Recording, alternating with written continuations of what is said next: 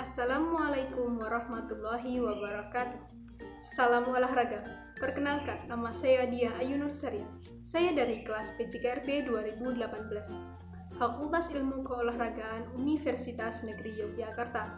Untuk memenuhi tugas akhir perkuliahan pada mata kuliah Strategi dan Model Pembelajaran Pendidikan Jasmani, saya akan menyampaikan materi tentang tindakan P3K pada kejadian darurat. Selanjutnya, apa itu P3K? Bagaimana prinsip dasar dalam menangani suatu keadaan darurat? Bagaimana sistematika pertolongan pertama? Oke, kita akan bahas satu persatu pertanyaan-pertanyaan tersebut. Pertolongan pertama pada kecelakaan atau P3K merupakan pertolongan pertama yang harus segera diberikan kepada korban yang mendapatkan kecelakaan atau penyakit mendadak secara cepat dan tepat sebelum korban dibawa ke tempat rujukan atau rumah sakit. Prinsip dasar dalam menangani suatu keadaan darurat. 1. Pastikan Anda bukan korban selanjutnya. Yang kedua, pakailah metode atau cara pertolongan pertama yang mudah, efisien, dan cepat. 3. Biasakan membuat catatan tentang usaha pertolongan yang telah Anda lakukan. Yang pertama, pastikan Anda bukan korban selanjutnya. Seringkali kita lengah atau kita kurang berpikir panjang apabila menemui suatu keadaan darurat atau suatu kecelakaan. Sebaiknya, sebelum menolong korban, kita periksa dahulu tempat tersebut apakah sudah aman atau masih dalam keadaan bahaya. Yang kedua, pakailah metode atau cara pertolongan yang mudah, cepat, dan efisien. Pergunakan sumber daya yang ada, baik alat, manusia, atau sarana pendukung lainnya. Bila Anda bekerja dalam tim, susunlah perencanaan dengan matang dan dapat dipahami oleh anggota. Yang ketiga, biasakan membuat catatan tentang usaha pertolongan pertama yang telah Anda lakukan, seperti identitas, tempat kejadian, waktu kejadian, karena hal tersebut sangat berguna apabila korban mendapat rujukan atau mendapat pertolongan pada pihak lain. Sistematika pertolongan pertama. 1. Pastikan keadaan aman untuk menolong. 2. Jangan panik. 3. Jangan terburu-buru memindahkan korban. 4. Perhatikan tanda-tanda shock. 5. Jauhkan dan hindarkan korban dari kecelakaan berikutnya. 6. Pastikan pernafasan dan denyut jantung korban. 7. Perhatikan kondisi kesadaran korban. 8. Periksa tekanan pada dada korban. 9. Periksa jalan nafas korban. 1. Pastikan keadaan aman untuk menolong. Sebelum Anda menolong, pastikan lokasi benar-benar dalam keadaan aman untuk Anda sebagai penolong, orang-orang di sekitar, dan korban itu sendiri. Yang kedua, jangan panik. Berlakulah cekatan tetapi tetap tenang.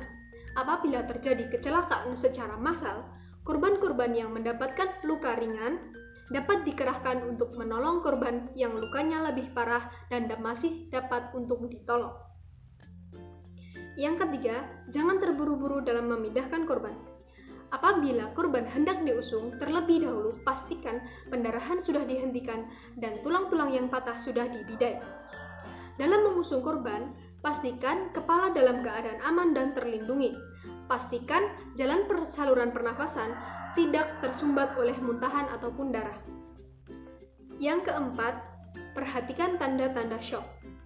Korban ditelentangkan dengan posisi kepala lebih rendah dibandingkan letak bagian tubuh yang lainnya. Apabila penderita mengalami cedera, posisikan dalam setengah duduk. Yang kelima, jauhkan atau hindarkan korban dari kecelakaan berikutnya. Keuntungan melakukan hal ini adalah penolong dapat melakukan pertolongan kepada korban secara konsentrasi dan lebih fokus.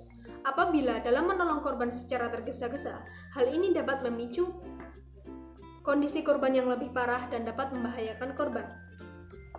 Yang keenam, perhatikan pernafasan dan denyut jantung korban. Apabila penderita berhenti pernafasannya, segera kerjakan pernafasan bantuan. Yang ketujuh, pastikan kondisi kesadaran korban. Periksa kondisi kesadaran korban dengan cara memanggil namanya apabila Anda mengenalnya. Apabila Anda tidak mengenal korban, bersuaralah agak keras di dekat telinga korban. Apabila korban tidak merespon, tepuk pundak korban secara perlahan namun tegas. Apabila korban tidak sadar juga, cubit bagian telinga korban. Jika korban masih tidak ada respon, segera panggil bantuan medis. 8. Periksa tekanan dada pada korban. Setelah memastikan korban tidak memberi respon dan sudah memanggil bantuan medis, lakukan kompresasi dada pada korban yang biasa dikenal dengan cardiopulmonary resuscitation. Yang ke-9, periksa jalan nafas korban.